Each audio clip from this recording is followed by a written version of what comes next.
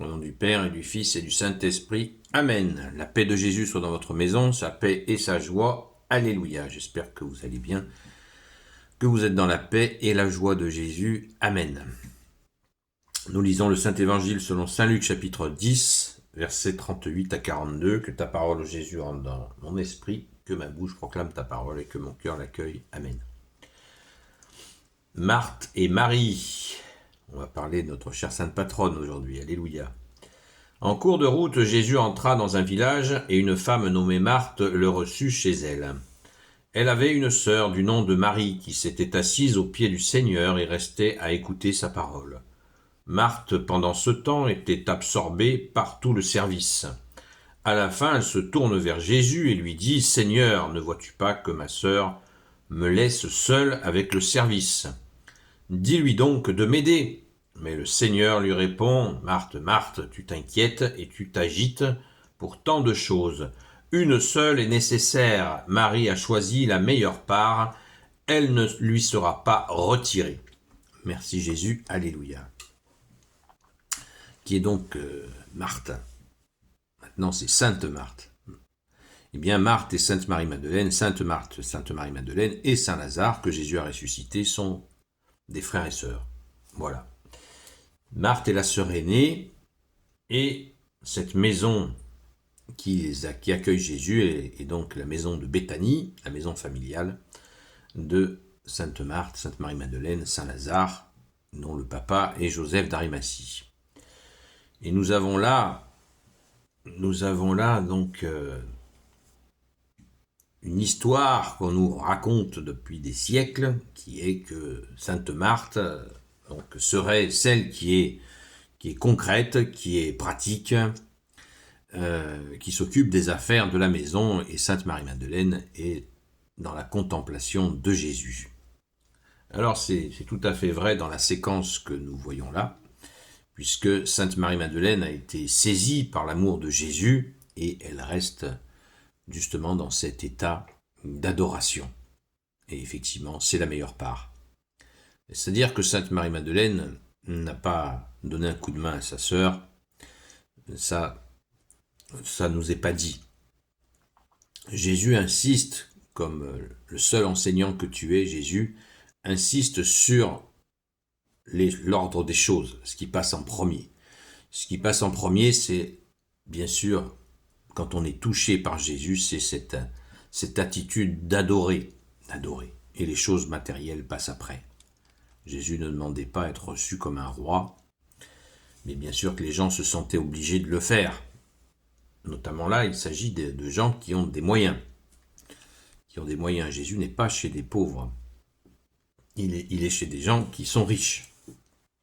Puisque nous savons, l'Évangile nous le dit très clairement, que Jésus était soutenu aussi par des gens très riches, qui mettaient leur fortune à la disposition de l'évangélisation, à la disposition de tout ce temps de vie publique de Jésus.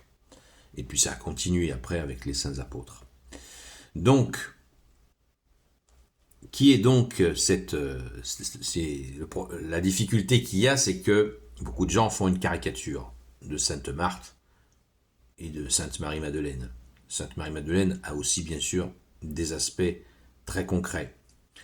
Sainte Marthe a fait partie des saints qui sont venus et qui ont accosté en l'an 42, aux Saintes Marie de la Mer, et qui ont évangélisé la Gaule, la France de l'époque. Et Sainte Marie-Madeleine et Saint Lazare et bien d'autres sont ensuite partis vers Marseille, et Sainte Marthe est partie sur Tarascon, ville où il y a, au bord du Rhône, où il y a son tombeau. Je vous invite d'ailleurs à y aller. Et Sainte Marie-Madeleine, après avoir stationné un certain temps à Marseille, est montée avec Saint Maximin à la Sainte-Baume, où il y a séjourné 30 ans. Donc n'oublions pas que ces personnes-là sont disciples, sont devenus disciples, y compris Saint Lazare, que Jésus a ressuscité, grand ami de Jésus, qui a été le premier évêque de Marseille. Donc, on revient à cette situation, et je ne sais pas s'il y a quelque chose qui vous a titillé, qui vous a interpellé dans l'oreille, c'est sainte Marthe qui dit à Jésus, « Seigneur, ne vois-tu pas que ma sœur me laisse seule avec le service ?» Vous ne trouvez pas qu'il y a une familiarité là, qu'il y a une façon de s'adresser à Jésus tout en l'appelant Seigneur, une façon de dire Dieu, hein. Seigneur, tu ne fais rien. Quelle est cette proximité? Est-ce qu'on parle comme ça à son Seigneur et son Dieu? C'est intéressant. Et ça montre que Jésus nous dit la vérité quand il dit « Apprenez que je suis doux et humble de cœur ». Il se laisse apostropher comme ça. En gros, elle lui dit « Oh, Jésus, bouge-toi, là, bouge ma sœur, hein, parce que moi j'ai tout le boulot, fais quelque chose ». C'est très, très intéressant à noter. On a ce genre de remarques avec les apôtres au moment de la multiplication des pains. Les saints apôtres, Jésus dit qu'est-ce qu'on a à manger à leur donner? Alors l'apôtre rigole en lui disant il y a 5000 personnes et tu nous demandes si on a quelque chose à manger pour 5000 personnes qui sont là. C'est une blague. Pareil, on voit dans la façon de s'adresser à Jésus, c'est pas oh maître absolu, tu es magnifique.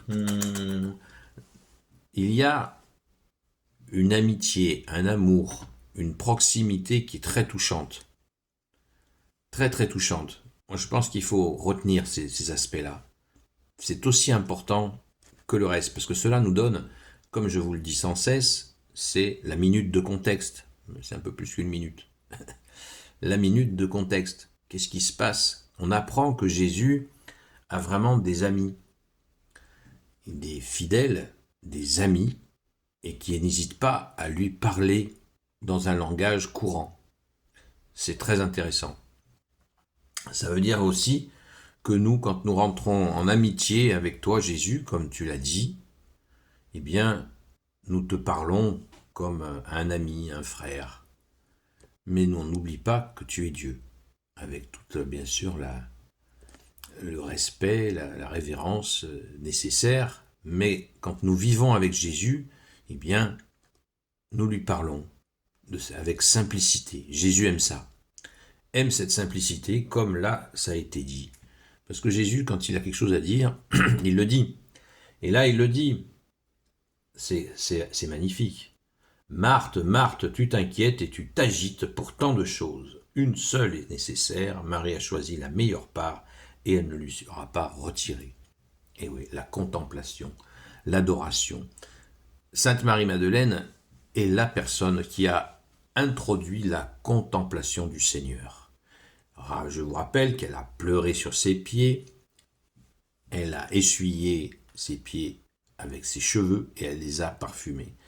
Donc, elle a introduit l'adoration de Jésus. Et c'est très important. Hein. N'oubliez pas que, par exemple, chez les moines, il y a des ordres contemplatifs. Eh bien, cette contemplation vient de là. Elle a adoré. Et Jésus précise, cette part ne lui sera pas enlevée. Car elle a mis les choses dans l'ordre. L'adoration, c'est pas je fais tout le matériel, je règle tous les problèmes matériels, et si j'ai un petit moment, j'adorerai Jésus. Non. C'est l'inverse, c'est j'adore Jésus, je l'aime, et je le manifeste concrètement, et après, bien sûr, je fais ce qu'il y a à faire. Et Jésus le souhaite, que nous fassions ce qu'il y a à faire, puisqu'il a travaillé pendant au moins 18 ans avec Saint Joseph, le grand Saint Joseph, comme artisan, où il travaillait de ses mains. Donc faire le nécessaire, Jésus sait ce que ça veut dire. Jésus n'est pas quelqu'un qui plane. Il a vécu une vie d'homme, il n'a pas triché, il a souffert au travail, il a transpiré. À certains moments, il ne devait pas sentir la rose. Les gens qui travaillent dans leurs mains, ça leur arrive fréquemment. Et Jésus, donc, on le sait, avait des moments où il allait prier avec son Père, dans des lieux retirés, dans des lieux déserts, nous dit-on, voire sur des petites collines, où il allait se retrouver dans cette intériorité mystérieuse et qu'on ne connaîtra jamais avec son Père et l'Esprit Saint. Donc rendons grâce de cet accomplissement en toi, Jésus. Nous accomplissons l'adoration, la contemplation, les aspects concrets, parce que Jésus est avec nous dans les aspects concrets, afin que ça ne prenne pas des proportions comme ce que nous pouvons voir dans notre société matérialiste, qui est vraiment très triste de tourner autour de la matière comme si la matière était le but. On rappelle qu'on n'emmènera rien à notre mort, nous viendrons comme nous sommes venus, nous repartirons comme nous sommes venus, c'est-à-dire nus. Et ce qui comptera, ce sera les traces d'amour aussi bien envers Dieu qu'envers, bien sûr, envers toi, Jésus, qui est Dieu avec ton Père et l'Esprit Saint, et aussi nos traces d'amour envers nos frères et sœurs. Merci Jésus, alléluia. Gloire soit au Père et au Fils et au Saint-Esprit, maintenant et toujours et pour l'éternité. Amen. Ô Jésus, toi qui peux tout et qui portes tout, toi le Sauveur, toi l'Emmanuel, je te confie toutes celles et ceux qui regarderont cette vidéo, ainsi que leurs proches, selon ta seule volonté, ô Jésus. Sainte Marie, Reine des cieux, toi l'Immaculée Conception, toi qui écrases le serpent, toi qui es la lune sous tes pas, toi notre Mère, Notre-Dame. Saint Joseph, toi le juste et le saint, toi le sage, toi la terreur des démons, toi le saint gardien de la Sainte Église catholique apostolique. Sainte Marie-Madeleine, notre chère sainte patronne. Et vous tous les saints et saintes, amis de toi Jésus, Saint Michel Archange, Saint Gabriel Archange, Saint Raphaël Archange, et vous tous les anges qui te servent, ô Jésus, je vous confie toutes celles et ceux qui regarderont cette vidéo, ainsi que leurs proches, selon ta seule volonté, ô Jésus. La paix de Jésus soit dans votre maison, je vous donne rendez-vous à ce soir, à partir de 20h sur la chaîne Seul Jésus Sauve sur TikTok, pour continuer à approfondir et aussi accueillir et prier pour celles et ceux qui crient vers toi, ô Jésus. À très vite.